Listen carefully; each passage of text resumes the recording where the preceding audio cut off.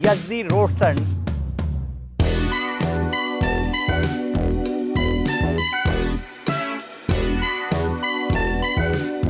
चलो भाई लोग एक एक चीज़ की बात कर लेते हैं। नई एसडी रोस्टर के साथ आपको क्या कुछ मिलेगा। सामने से देखोगे तो ज़्यादातर चीज़ आपको पहले जैसी नजर आएंगी, जैसे कि ये लाइटिंग सेटअप जो है ये आपको काफ़ी ज़्यादा पहले जैसा ही नजर आएगा। एलईडी हेडलाइट है, हेलोजन इंडिकेटर्स हैं, हैजार्ड का फीचर आपको इसमें मिल जाता है।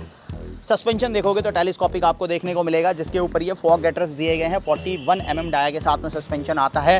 फ्रंट के अंदर आपको 320 mm का डिस्क ब्रेक मिलता है, बाइब्रे से लिया गया है। आगे एबीएस आ जाता है।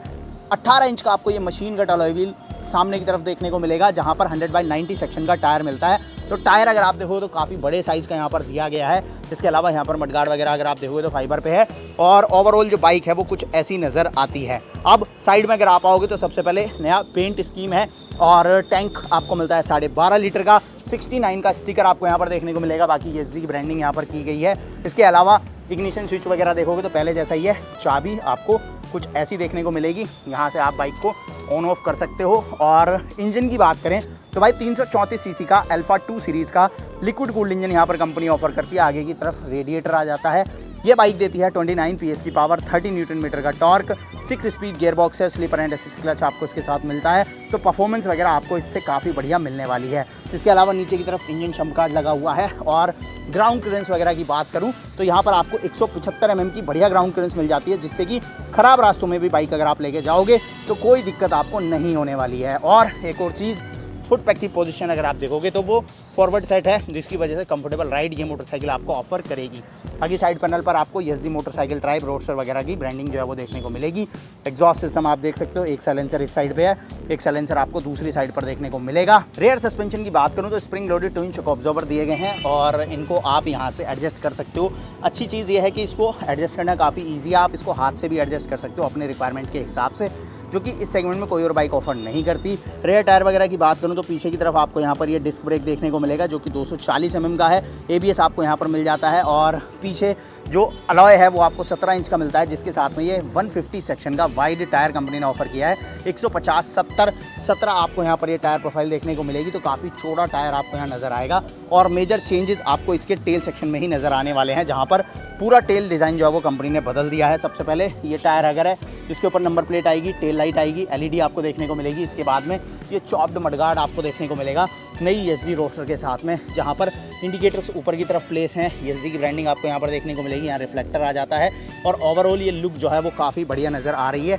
ओवरऑल आप यहाँ से देखो तो आप मुझे कमेंट में बताना कैसी लग रही है और कौन सी बाइक की आपको ये याद दिला रही है। टेल सेक्शन में अगर आप आओगे तो मेजर चेंजेस यहीं पर हैं, जो कि इस बाइक के लुक्स को काफ़ी ज़्यादा इन्हेंस करते हैं, प्लस इस बाइक को काफ़ी ज़्यादा अट्रैक्टिव भी बना रहे हैं। सबसे पहले तो ये चॉप्ड मडगार्ड जो आप देख रहे हो, इसके बाद में लाइट की पोजीशन है, 150 सेक्शन का वाइड टायर है। ये सब मिलकर इस बाइक के लुक्स को काफ़ी ज़्यादा इन्हेंस करते हैं। इसके अलावा सीट्स वगैरह की बात करूँ तो इसमें भी कंपनी ने काफ़ी अच्छी नई चीज़ें ट्राई की हैं। सबसे पहले तो सीट की कुशनिंग वगैरह जो है प्रीवियस मॉडल के कंपैरिजन में काफ़ी बढ़िया आपको मिलने वाली है। सीट हाइट बढ़ चुकी है, 795 mm अब हो चुकी है, तो 5 mm ज़्यादा है पुराने मॉडल से अगर आप कंपेयर करोगे। इसके अलावा जो पीछे की सीट है ये रिमूवेबल रखी गई है, मतलब इसको आप बाहर निकाल सकते हो खुद से, और वापस लगाना है तो वापस लगा सकते हो। और यहाँ पर आपको एक काउल मिलेगा, जिसको आप लगाकर इस बाइक को सिंगल सीटर में भी कन्वर्ट कर सकते हो, जो कि इस मोटरसाइकिल को काफ़ी ज़्यादा प्रीमियम और बेहतर बनाता है। जिन लोगों को सिंगल राइड करना पसंद है वो अपने हिसाब से इसको कस्टमाइज़ कर सकते हैं। अगर आपको फैमिली के हिसाब से यूज़ करना है तो आप सेकंड सीट लगा सकते हो। और इसकी कोई अलग से कॉस्टिंग भी आपको नहीं देनी, जो कि अच्छी चीज़ है। बाकी गियर पोजीशन वगैरह की बात करूँ तो ये भी आगे की तरफ सेट किया गया है, जिससे कि कंफर्टेबल राइड आपको बाइक ऑफर करे। और टॉप व्यू में अगर मैं बात करूँ तो कुछ इस तरह से आपको सिंगल पाइप हैंडल बार मिलता है। हैंडल बार के ऊपर अगर देखोगे हाई बीम, लो बीम, पास, यहाँ से आपको मीटर टॉगल करने के लिए मल्टीपल स्विचेस मिलते हैं। इंडिकेटर ऑन कुछ इस तरह का है। और यहाँ अगर मैं बात करूँ मीटर कंसोल की तो यहाँ पर फुल डिजिटल डिस्प्ले आपको देखने को मिलेगा, जिसके अंदर आपको मल्टीपल इन्फॉर्मेशंस मिल जाती हैं। इसको अगर मैं यहाँ से हटाऊँ तो यहाँ आप देखो स्पीडोमीटर है, ओडोमीटर, ट्रिप मीटर इसमें मिलेगा, गियर पोजीशन इंडिकेटर है, क्लॉक वगैरह है। ये चीज़ें वैसी ही हैं जैसे कि अभी तक आपको पुरानी एसडी रोस्टर में भी मिल रही थी, तो इसके अंदर कंपनी ने कोई मेजर चेंज नहीं किया है। और इस साइड पर आओगे तो engine kill switch, hazard on off करने का बटन आपको यहाँ पर मिल जाता है और इलेक्ट्रिक स्टार्ट का बटन मिलता है। अब एक बार मैं आपको साउंड भी सुनवा देता हूँ विद डीबी किलर, इस बाइक का साउंड कैसा आता है, क्योंकि ज़्यादातर लोगों ने जो साउंड सुनवाया आपको वो डीबी किलर रिमूव करने के बाद सुनवाया है।